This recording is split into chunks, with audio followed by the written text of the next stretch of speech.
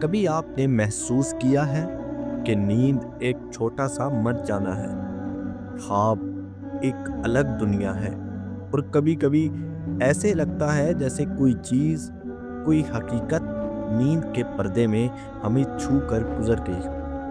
1400 سال پہلے اللہ تعالیٰ نے قرآن میں نیند، خواب اور روح کے ایسے راز بیان کیے جنہیں آج جدید سائنس مرحلہ بمرحلہ دریافت کر رہی ہے۔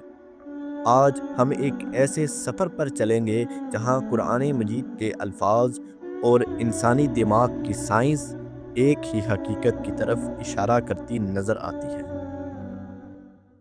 بسم اللہ الرحمن الرحیم۔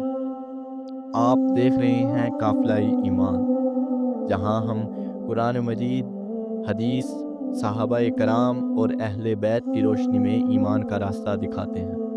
یہاں آپ کو صرف دین ہی نہیں بلکہ دین اور سائنس کے نقطے بھی سمجھنے کو ملیں گے۔ ویڈیو کو آخر تک لازمی دیکھیے گا۔ آئیے شروع کرتے ہیں آج کا یہ روحانی سفر۔ ناظرین، قرآن مجید میں اللہ تعالیٰ فرماتا ہے کہ اللہ موت کے وقت روح قبض کرتا ہے، اور جو نہیں مری ان کی روح نیند میں قبض کرتا ہے۔ یہ ایک جملہ سائنس کی سب سے بڑی حیرت بن گیا ہے، کیونکہ نیورو سائنس کے مطابق سلیپ ٹیمپوریری ڈسکنیکشن کے برابر ہے۔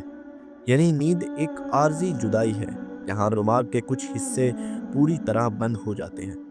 جسم زندہ ہوتا ہے مگر شعور کچھ دیر کے لیے چھن جاتا ہے۔ سائنس یہ کہتی ہے، قرآن اسے 1400 سال پہلے جزوی وفات کہہ چکا تھا۔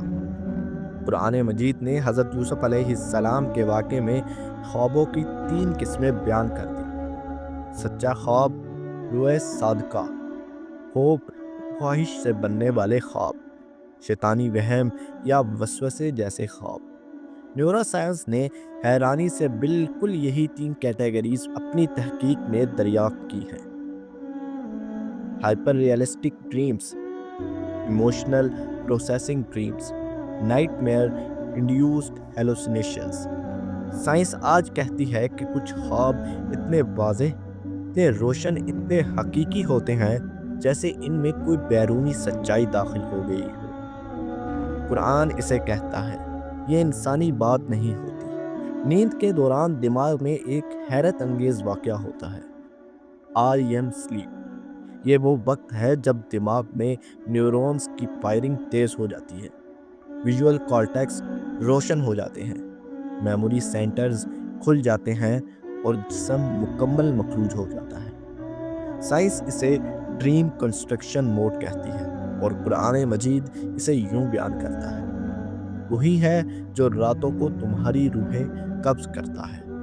گویا خواب صرف دماغ کا کھیل نہیں، یہ شعور اور روح کے تعلق کا ایک مجسم مظہر ہے۔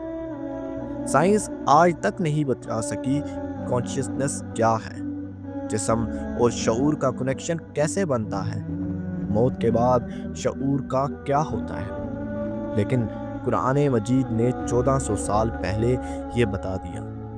قرآن مجید میں ارشاد ہے، تم روح کے بارے میں پوچھتے ہو، کہہ دو کہ روح اللہ کا امر ہے۔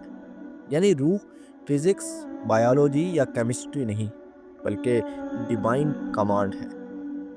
نیورو سائنس آج اس قرآن مجید کی حقیقت کو ماننے پر مجبور ہے کہ consciousness is not a physical material, it is some thing beyond. یہ وہی ہے جو قرآن مجید نے 1400 سال پہلے کہہ دیا تھا۔ دنیا بھر میں ہزاروں لوگ ایسے تجربات رپورٹ کر چکے ہیں جنہیں NDE کہا جاتا ہے، یعنی نیئر ڈیتھ ایکسپیرینس، جس میں جسم بے جان، دل بند، دماغ خاموش، مگر شعور زندہ، روشنی دیکھنا، اپنے جسم سے باہر ہونا۔ سائنس کہتی ہے ہم اس کی توجیہ نہیں کر سکتے۔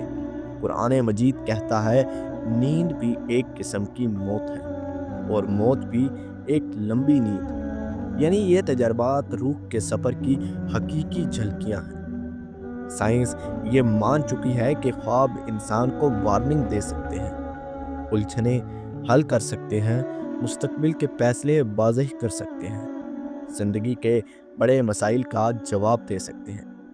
یہ وہی بات ہے جو ہمارے پیارے آقا خاتم النبیین حضرت محمد صلی اللہ علیہ وسلم نے فرمائی، سچا خواب نبوت کے 40 حصوں میں سے ایک حصہ ہے۔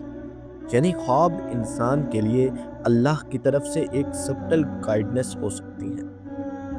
دوستوں، نیند ہمیں ایک بات سکھاتی ہے، جس اللہ نے ہمیں ہر رات موت کی مشق کرائی، وہی اللہ صبح ہمیں دوبارہ زندہ کرتا ہے۔ ہم سوتے ہیں، روح واپس جاتی ہے، اور پھر صبح اللہ کہتا ہے اٹھو، ایک نئی زندگی شروع کرو۔ جو انسان ہر رات سوتے وقت یہ سوچ لے اگر میری روح واپس نہ آئی، اس کی زندگی کا ہر دن اللہ تعالیٰ کی طرف لوٹنے کا دن بن جائے گا۔ آخر میں اللہ تعالیٰ سے دعا ہے کہ اے اللہ ہمیں نیند کی حقیقت سمجھا دے، خوابوں کی خیر کا ذریعہ بنا دے اور ہماری روح کو اپنے نور سے بھر دے۔